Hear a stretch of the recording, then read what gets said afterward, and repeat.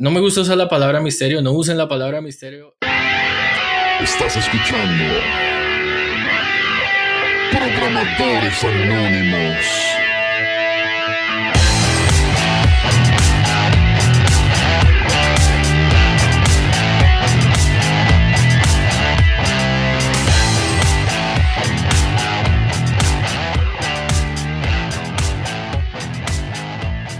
Y finalmente llegó el día. Hoy en Programadores Anónimos nos pusimos serios y decidimos dedicarle un tiempo a estudiar computación cuántica. Para ello, nos pusimos en contacto con la quinta Hokage de la aldea de la hoja. Hola, soy Lady Tsunade.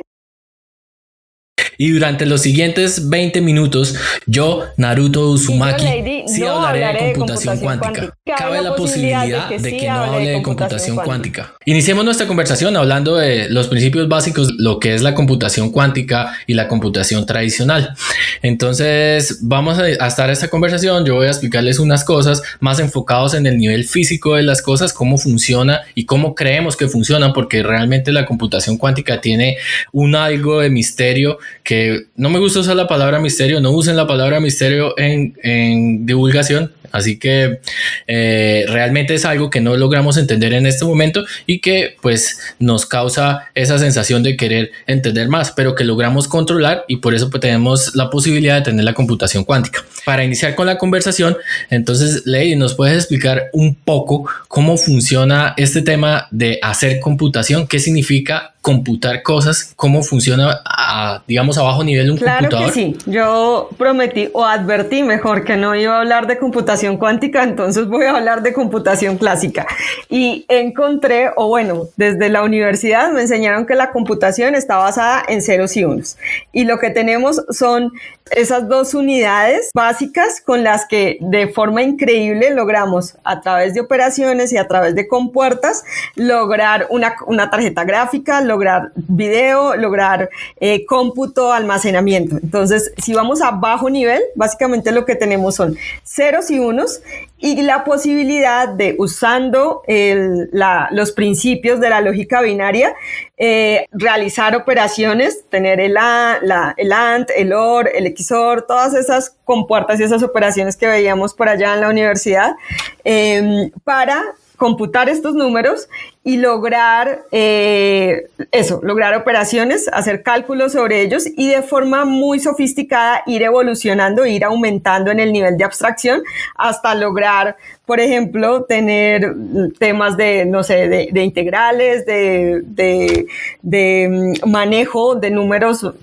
que hacen parte pues del espectro de los números racionales y poder tener allí ya las operaciones que nos permiten hoy tener video, almacenamiento. Es toda una magia la que ocurre allí, pero a bajo nivel es eso, son ceros y unos. Ceros, no tener corriente o no tener presencia de algo. Uno, tener corriente y tener presencia de algo, hacer cálculos usando compuertas lógicas y evolucionar eso hasta lograr pues lo que tenemos hoy. Esa sería como mi definición.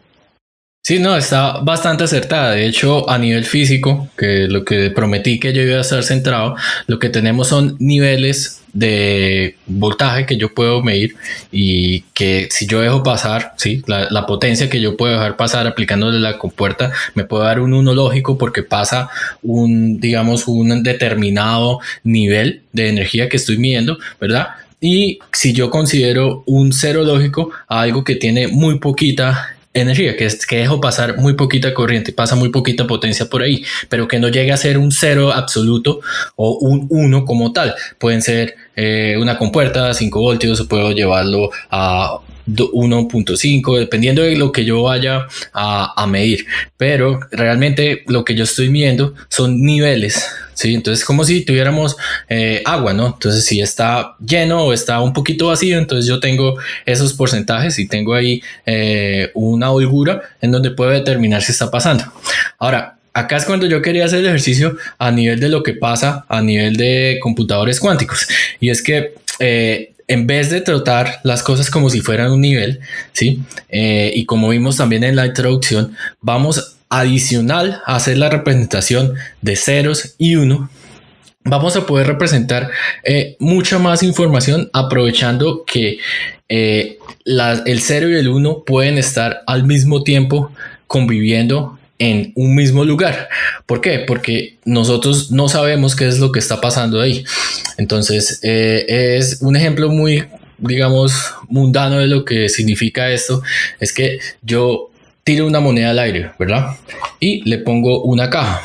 Entonces, yo estoy viendo la caja. Yo no sé qué está pasando con la moneda. Lo que sí sé es que cuando caiga la moneda al suelo, puede estar en cara o puede estar en sello. Ahora, supongamos que tengo la moneda dentro de la caja, y si la moneda está de manera vertical, pues tengo la misma posibilidad de que caiga cara o que caiga sello. Pero si la tengo más inclinadita hacia la derecha o más inclinadita hacia la izquierda, pues hay más posibilidades de que caiga cara o que caiga sello, dependiendo de la inclinación que tenga esa. Entonces, en computación cuántica lo que se busca es que esos estados, que está todos los estados al tiempo, porque puede que sea más probable que sea de un lado o de otro la moneda, dependiendo de la inclinación, es lo que finalmente podemos llegar a controlar, basado en una propiedad de que las partículas se comportan no solo como una partícula, que entendemos la corriente, que podemos moverla y manipularla, sino también como una onda. Entonces, aprovechando esas propiedades de que yo tengo la onda y que puedo sumar ondas, ¿sí? Puedo restar ondas, entonces puedo permitir de que exista computación. Entonces, un ejemplo, por ejemplo, que algo básico para entender lo que es la computación normal y la computación cuántica es, digamos, centrémonos en la compuerta NOR, ¿verdad? ¿Nos podrías más o menos así rápido explicar qué venía siendo la compuerta NOR? NOT, digo, exactamente. ¿Not? Sí, not. Ok, not es la negación. Sí, efectivamente, en computación clásica, pues estamos basados en operaciones que podemos hacer con ceros y unos. Y eso básicamente es saber cuál es la salida de un 0 y un 1, o un 0 o un 1, o la negación de un 0, que es el 1, o la negación de un 1, que es un 0. Extrapolando la idea a lo que es un XOR o operaciones un poco más complejas, pues la salida, ahora no tengo la tabla acá de binarios, pero déjame, busco.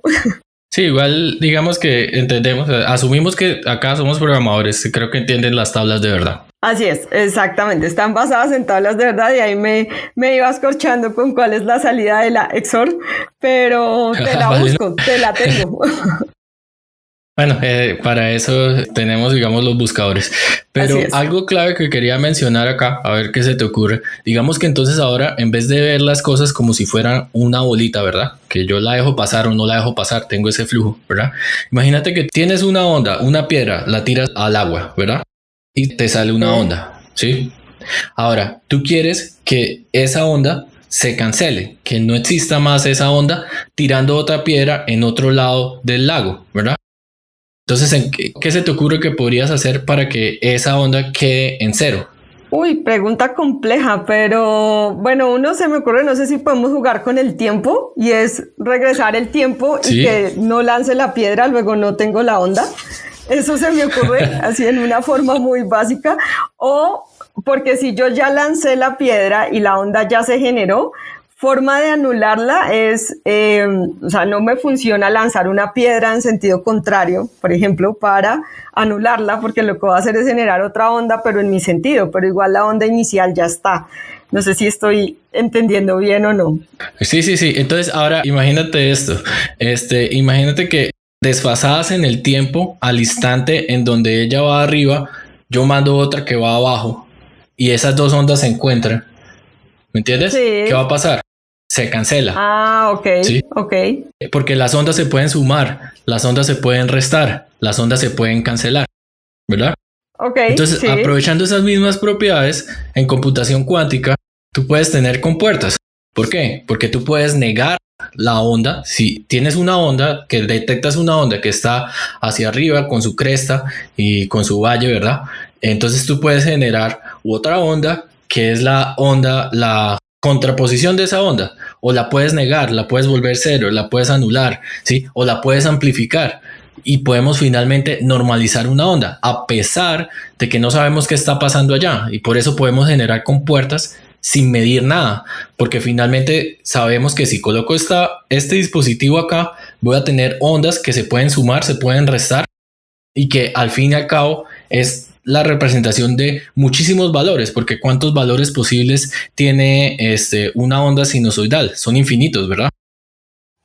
Sí, así Entonces, es. Así es. Y eso sí he escuchado sobre computación cuántica y es que el infinito aquí está presente. En términos de la computación clásica tenemos temas finitos, en términos de que tenemos compuertas finitas y tenemos básicamente dos estados que son finitos, el 0 y el 1, con los que de forma básica logramos generar todos los componentes que hacen parte de un computador a partir de eso, a partir de ceros y unos, de la presencia o no de voltaje como tú lo describes. Claro, entonces si ves cómo empieza a tener un poco más de sentido lo que estamos haciendo. Realmente no es magia, pero no es magia porque realmente al identificar que una partícula se puede comportar como partícula y también como onda, entonces estamos aprovechando esas posibilidades para con el objetivo de que como tenemos todos esos valores y todo eso está pasando al mismo tiempo, entonces yo voy a poder hacer operaciones en donde todos los valores se van a poder operar al mismo tiempo en un solo paso, porque al final tú tienes todos los valores posibles que pueden existir en una onda sinusoidal y le vas a aplicar otra onda sinusoidal que al final tú esa la puedes representar como una matriz. Entonces estás haciendo operaciones entre matrices en un solo paso. Otra pregunta de computación clásica. Digamos que tú quisieras computar una matriz de n por n con otra matriz de n por n con un algoritmo clásico. ¿Cómo lo harías? Bueno, aquí mi matriz está formada por ceros y unos, entonces lo que hago es aplicar operaciones de matrices, por ejemplo, la transposición de las matrices, la conjugación de las matrices o ir a la matriz de identidad, por ejemplo, que eso es la operación básica que hay exacto, allí. Pero entonces al fin y al cabo, si tú te imaginas en términos prácticos, tú lo que harías es un loop, ¿verdad? Y iterarías cada uno de los valores y operarías en cada uno de los valores y vas a tener un paso cada vez que necesites operar. Podrías optimizar ese algoritmo organizando la matriz o partiendo el problema en cosas pequeñas, pero finalmente vas a tener que iterar sobre todos esos valores, ¿verdad? Sí, así es. Sí, a nivel básico, sí. Cualquier operación lo que hace es aplicar un cálculo o una operación precisamente sobre cada uno de los valores que conforman la matriz. Sí, claro, entonces, ¿qué es lo que pasa en computación cuántica? Yo puedo operar. Como estoy viendo todo ese campo, ¿verdad? Que está moviéndose, yo puedo hacer operaciones en un solo paso. Ahora, va al otro lado. Todo eso tiene una posibilidad de que pase. Y ahí es donde se vuelve esto una locura, porque puede que pase o puede que no pase, pero hay más posibilidad de que pase porque nosotros podemos influir. Así como tú puedes influir en la inclinación de la moneda con unos imanes, por ejemplo, y haces trampa en la máquina que te define si la moneda va a caer cara o sello colocando imanes, ¿verdad? Nosotros también podemos hacer manipulación en cómo se comportan esos campos y hacer que se genere más posibilidad de que esos valores funcionen de esta manera, porque la clave está en que después de que tú lo mides, en el momento en que tú mides en computación cuántica, todos esos valores van a tener una respuesta, pero como nosotros en el pasado, cuando hicimos el algoritmo y hicimos toda la lógica de esta, pudimos influir en la posibilidad de esto, digamos que 80% de posibilidades de que esto vaya a pasar y 20% de que esto no, ¿sí? Todavía hay un 20% de que el cálculo me salga mal, pero tengo 80% de posibilidades de que me salga bien. Entonces, en computación cuántica, ¿cómo se te ocurre que podemos solucionar el problema para estar seguros de que esa respuesta sí es correcta? O sea, ¿cómo podemos garantizar probabilidad de 1 sobre la operación? O por lo menos, ¿cómo podrías estar tú segura de que la respuesta que te dio un algoritmo cuántico es la que es? O sea, ¿qué se te ocurre? ¿Qué se me ocurre? Hacer el ejercicio varias veces y comprobar que varias veces, pero no sé cuál puede ser el borde para determinar. Sí, exacto. Esto es lo que se hace. Exactamente eso es lo que haces. Si tú sigues cualquier ejercicio de Qiskit, tú sigues cualquiera de los computadores cuánticos que ahorita existen, la única manera de poder sobrepasar eso es que en vez, como tenemos posibilidad y todos son probabilidades, al final, si tú haces el mismo ejercicio 100 veces, pues vas a tener más veces el resultado que tú quieres y menos veces el resultado que está mal. Y como eso funciona de esa manera, pues lo único que tenemos que hacer es hacer la repetición de 100 veces. Pero ¿qué es lo que ganamos? Que como ya tenemos las operaciones de las matrices que se pueden hacer en un solo paso, pues no tengo que iterar por cada uno de los valores para poder operarlos, sino que realmente puedo centrarme en todo eso, lo delego allá y tengo una posibilidad de que el valor me quede bien. Depende de qué tanto influya yo en los valores que tiene pues mi operación, la operación que yo quiera hacer para que me dé una mejor probabilidad. Y entonces estamos hablando de probabilidades de 90% de que sea correcto. Entonces corro mi programa 1000 veces y cuando corro mi programa 1000 veces todavía sigue siendo menos veces que si tuviera que operar en una matriz gigante para poder obtener un resultado de, digamos, los bordes en un videojuego. Tú sabes que para generar una gráfica en 3D, pues tengo que tener un algoritmo de la frontera y ese algoritmo hace que sea computacionalmente muy grande y voy a tener que hacer muchos cálculos. Y si para identificar el borde de cada uno de los personajes tengo que iterar sobre todas las matrices y dar un resultado, pues me va a demorar muchísimo. En cambio, en computación cuántica eso pasa una vez y en vez de iterar 1.000.000 de veces voy a iterar 1000 y con 1000 tengo el 90% de posibilidades de que funcione, entonces pues yo asumo que ese es el valor y funciona. Wow, pues increíble, porque son varias variables acá. La probabilidad, los infinitos valores que tengo en la onda y las infinitas operaciones que puedo realizar sobre esas ondas. Cosa diferente a la computación clásica. E imagino eso es lo que le da más poder de cómputo, me imagino. Claro. Y todavía se está operando. Entonces, eso nos lleva a otra cosa, que es que finalmente los computadores clásicos no van a morir, porque todavía nos sirve para poder almacenar información, ¿sí? Si bien yo puedo almacenar información utilizando las propiedades cuánticas, voy a tener una probabilidad de que esa información quede bien almacenada, ¿sí? Porque al final, ese valor que yo almaceno en el mundo cuántico, cuando lo voy a medir, me va a generar algo y quedó almacenado ahí, pero cuánticamente. Y es probable que una de las veces que lo lea, pues me dé el resultado que no es, porque así funciona el mundo cuántico. En cambio, con los computadores clásicos, a menos de que no llegue una partícula y haga un bit flip, si me entiendes, que se cambie la onda, pues no va a tener, voy a tener, digamos, garantía de que ese valor va a ser el mismo todas las veces en mi memoria ROM, por ejemplo. Entendido. Pues me queda mucho más claro, aunque mi cerebro super mapeado a computación clásica encuentra desafíos para poder mapear eso en términos de lo que mencionas, pero mucho más claro ahora para mí.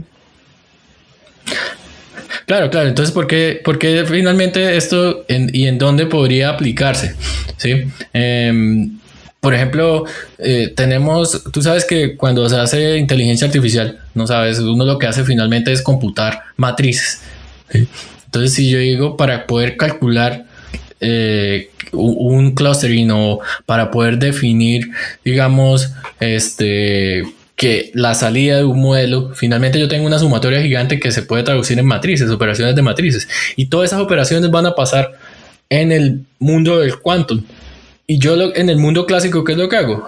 Mando a hacer esas operaciones, repito ese programa 1000 veces, que va a ser mucho menos en si computara todas esas cosas con un algoritmo clásico, y entrego que esa es la probabilidad. O sea, es más probable que lo que yo quiera hacer es de esa manera. Te entiendo. Y bueno, ya que está clara esta parte tan a bajo nivel, ¿qué tal si nos movemos ahora hacia lenguajes de programación y procesadores? ¿Qué tenemos ahora en el mercado en relación a computación cuántica y en términos de procesadores? Yo algo estuve leyendo, pero ya que dominas también el tema y que dijiste al comienzo que tú sí vas a hablar de computación cuántica, ¿qué hay disponible? Sí. Entonces, bueno, tenemos de momento, digamos que a través de la librería Qiskit, que es algo, digamos, que funciona sobre Python, ¿sí? Puedo acceder a tiempo en el computador cuántico que ellos tienen en Google, que no estoy 100% seguro en este momento de cuál es la cantidad de qubits. De todo este tiempo no nombramos que en vez de bit se llama qubit, que significa quantum bit. Y es un buen punto, sí, efectivamente, yo tampoco lo mencioné, pero sí, el 0 o el 1 son bits. Y ok, entonces en computación cuántica lo que tenemos son qubits. Ok. Sí, entonces es o 0 o 1 o los dos a la vez. Esos son qubits. Okay. Sí, exacto. Entonces tú, pues la cantidad de información que puedes representar con eso es demasiada, ¿sí me entiendes? Porque nosotros, o sea, agregarle un estado más a la tabla de verdad, pues ya sabes que se puede mejorar muchísimo los cálculos que se pueden hacer. Pero bueno, y conozco esas, hay algunas aplicaciones que ya están sacando a nivel de procesadores. Hace poco salió un paper que ojalá algún día pueda contactar con ese señor, porque en Vancouver específicamente tiene el desarrollo de un procesador que ya tiene aplicaciones en la industria. Esto, ¿cómo es que se llama? Yo sé que se llama Murray Thom, uno de las personas con que pueden referenciar para encontrar, que también ofrecen un poco de tiempo en la nube si uno hace determinadas cosas. Estoy acá googleando rápidamente para ver cómo es que se llama. Se llama GoToCPH. Vale. Ok. Y como dijimos al comienzo que cabía la posibilidad de que yo hablara de computación cuántica, aquí investigué algo y encontré que IBM y Google eran pioneros en el tema. Y me causa curiosidad que algo que parece tan abstracto tenga ya la atención de los grandes, pues, en tecnología.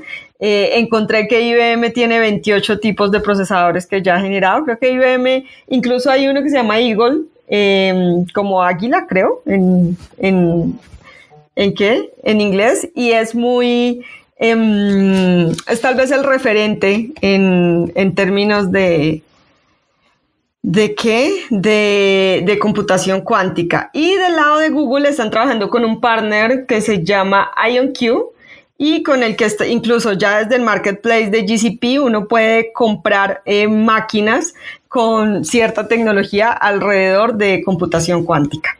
También hay un montón de lenguajes disponibles, pero sí creo que la mayoría de la gente trabaja con Python cuando está trabajando en temas de computación Igual cuántica. es que es interesante porque al final tú tienes uno, o sea, vamos a tener que cuando nos hablaban de que las matemáticas no servían para programar y ahora todo se vuelve probabilidades, y para tú poder resolver un problema utilizando computación cuántica tienes que recurrir al lenguaje matemático, porque finalmente tienes que expresar tu problema como una matriz que se pueda calcular con otra matriz para hacer sentido a que tú puedas hacer cálculos a nivel de cuánto. Entonces ves cómo finalmente aprender matemáticas va a servir para algo, y no estamos hablando de futuro lejano.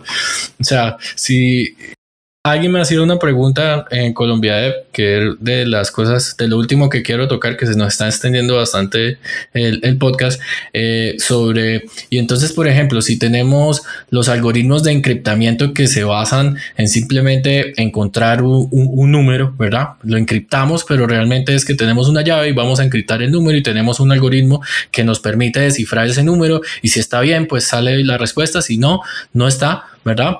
Algo muy parecido a lo que hace Bitcoin, que tú vas a encontrar un valor y todos los computadores adivinan, y lo que hacen es iterar hasta que encuentren el valor correcto, ¿sí? Y al final esos son cálculos. Entonces, en vez de iterar, todas esas cosas pueden pasar en el mundo del quantum al mismo tiempo. Entonces, después de que tú corras tu programa 5,000 veces, por ejemplo, ¿cuánto te puedes demorar tú con un GPU corriendo 5,000 veces una rutina? O sea, nada, ¿cierto?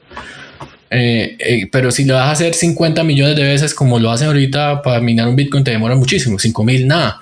Eso quiere decir que usando este tipo de cosas, la seguridad realmente se va a poder romper, porque vamos a poder descifrar esos algoritmos de encriptamiento súper rápido. Sí. Ok, pero yo tengo una pregunta ahí. Físicamente, estos dispositivos que ejecutan operaciones usando computación cuántica, también perdón lo cotidiana de la palabra, pues se recalientan. O sea, necesitamos, no sé, sistemas de enfriamiento, considerando que la cantidad de operaciones a las que nos enfrentaríamos usando computación cuántica, pues son muchísimas más que en la computación clásica, y que también tenemos la posibilidad de, bueno, lo que ya mencionábamos, tenemos muchas variables y realmente tenemos infinito acá, y tenemos también infinitas estas operaciones o compuertas cuánticas, y adicional a eso, pues el desafío o para lo que se están diseñando los computadores cuánticos es precisamente para resolver este problema de encripción que requiere un procesamiento muy alto. Eso también se recalienta si físicamente se va a hacer. Sí, entonces la clave está no tanto en pensar en la cantidad de energía que eso va a disipar, y como nosotros estamos acostumbrados a pensar en que tengo el procesador y está corriendo cosas y estoy haciendo que la corriente se mueva de un lado a otro y entonces se disipa calor y se tiene esas cosas. Digamos que acá es un poco más extraño porque para poder aprovechar las propiedades cuánticas y poder controlar lo que es un campo, poder controlar la partícula y poder hacer toda esa suma de ondas y ese tipo de cosas, yo tengo que poder controlar las partículas. Y para poder controlar las partículas, pues tú tienes que enfriarlas hasta que estén tan frías que se mueven muy poquito. Porque tú sabes, si algo está muy caliente, hay mucha energía, significa que las partículas se están moviendo como locas. Entonces, ¿cómo vas a tú poder controlar o agregarle compuertas o sumarle ondas a algo que se está moviendo muy rápido? Entonces, más que calentarse y todo eso, es que necesitamos que eso se ponga tan frío, tan frío, que las partículas se mueven tan poquito que nosotros las vamos a poder controlar. Y ese es el desafío. Entonces, cuando te digo muy frío, es tan frío que la temperatura, que eso es algo, es bajo cero mucho. Y los computadores que tenemos ahora que logran esa temperatura así son unos macancanes, y por eso es que tú ves que un computador, si buscas una foto de un computador cuántico, ves un montón de tubos y que terminan en un chip bastante pequeño, porque lo que están tratando es que el material que esté ahí tenga sus partículas tan quietas que vas a poder programar algo. Pero como no estamos logrando la temperatura ideal, en ese momento se me escapa el valor exacto, pero es muy baja, ¿sí? Como no tenemos la temperatura ideal de eso, por eso las probabilidades no dan 100% de que siempre nos vaya a salir este valor después de que le pasemos unas compuertas y eso, sino hay una probabilidad de 90%, 94%, 80% de que tu algoritmo funcione, ¿sí?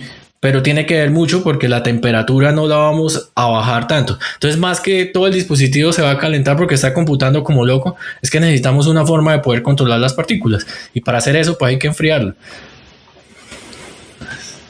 Ya entendí ya algo que leí sobre los sistemas de enfriamiento para estos computadores que físicamente hacen operaciones a nivel de computación cuántica. Claro, sí. Es diferente a las tarjetas gráficas, que ya muy rápidamente menciono, que finalmente tú sabes que nosotros en las tarjetas gráficas no corremos software directamente. Nosotros utilizamos los recursos de la tarjeta gráfica para que haga cálculos. Y entonces la tarjeta gráfica, el GPU, es muy bueno para resolver problemas relacionados con matrices. Por eso los videojuegos funcionan con el GPU, porque lo hace muy rápido. Por eso Bitcoin le ponen tarjetas gráficas, porque están especializadas en optimizar con computación clásica en cómo yo puedo hacer operaciones mucho más eficientemente que con un procesador normal, y por eso usamos el GPU, ¿sí? Lamentablemente no soy experto en tema de cómo funciona, no soy experto en nada, pero por lo menos el tema de GPU que se me escapa mucho de cómo optimizan las cosas. Lo que sí sé es que los cálculos ahí pasan más rápido y por eso tenemos el GPU, pero ahí tú no instalas Windows en un GPU.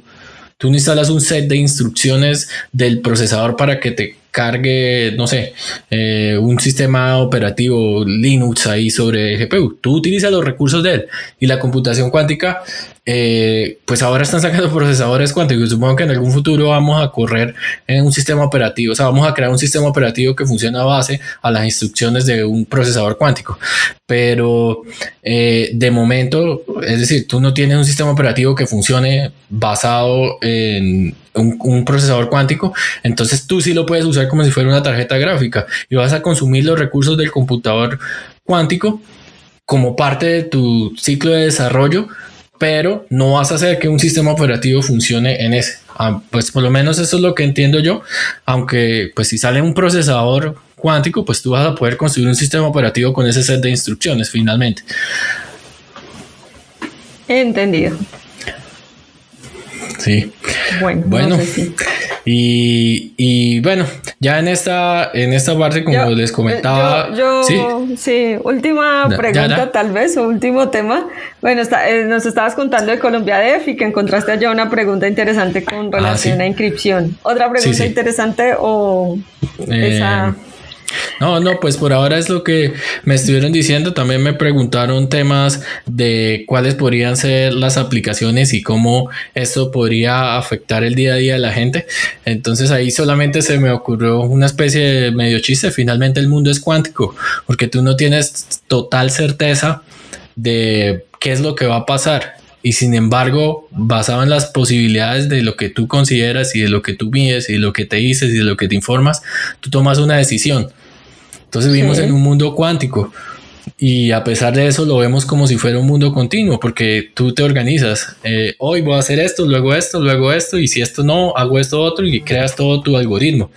Pero finalmente todo se basa en posibilidades, porque no tenemos certeza de lo que va a pasar y todas las cosas pueden pasar al mismo tiempo.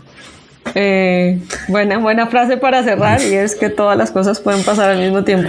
No, pues muchas gracias, Naruto, por la explicación, y finalmente hablé de computación cuántica porque cabía la posibilidad de que hablara de computación cuántica.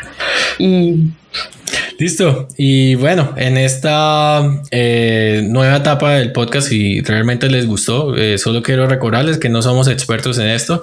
Si quieren un espacio y quieren hablar un poco y nos quieren corregir, pues mejor. Seguramente al principio, cuando estuve hablando un poco, me enredé con el tema de la energía, corriente, voltaje y esas cosas, pero bueno, si alguien nos quiere colaborar o algo, pues acá estamos.